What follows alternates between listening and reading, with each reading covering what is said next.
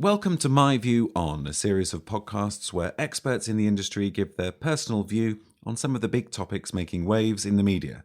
All of the views are the experts' own, providing a fresh look at key issues facing the financial industry.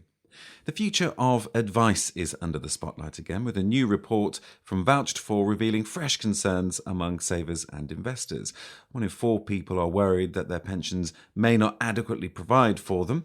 That's according to the report, and just over half of those earning £50,000 to £60,000 have taken professional advice. Well, with me to discuss this is Paul Speight, Head of Strategic Accounts at James Hay. Paul, what do you make of this report? Well, it's very interesting. So post RDR, we definitely have an environment where we have created a professional advice marketplace serving those with the most complex needs. Now, what's interesting about that report is I'm not entirely convinced that, just over half of those earning £50,000 to £60,000 have actually received personal financial advice. I suspect what they think they have received as terms of personal financial advice is actually more likely financial education, probably received in the workplace.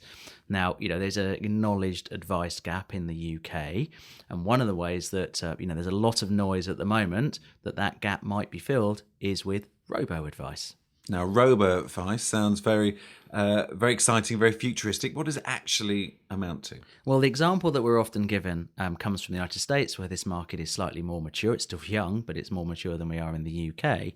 Now, I have a particular observation about that marketplace, is its success is often driven by a statement of how much money has flown in to that marketplace and been invested. Now, a lot of the robo-advice models to me initially look like a solution where you take a client from point A to point B being an appropriate investment solution. So let me give you an example of what I mean by that. Everyone knows they should invest in a pension, right? Invest in a pension. It's a great idea. It's what you should do. And robo-advice will help you navigate investing in a pension. But the robo-advice it's the advice bit.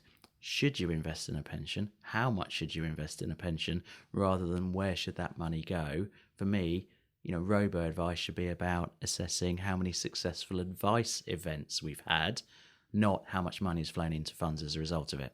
So robo-advice then, frankly, needs to give you a broader context, not simply take you from A to B, as you say, but give you real advice, something perhaps it's not doing at the moment. Well, I'm not saying it's not doing it. I'm just observing that actually a lot of the talk has been about creating investment solutions, and from James Hay's perspective, pensions are complicated.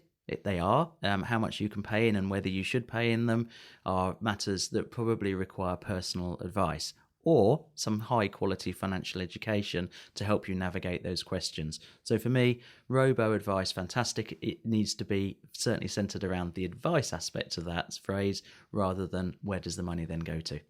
Okay, Paul, thank you very much indeed.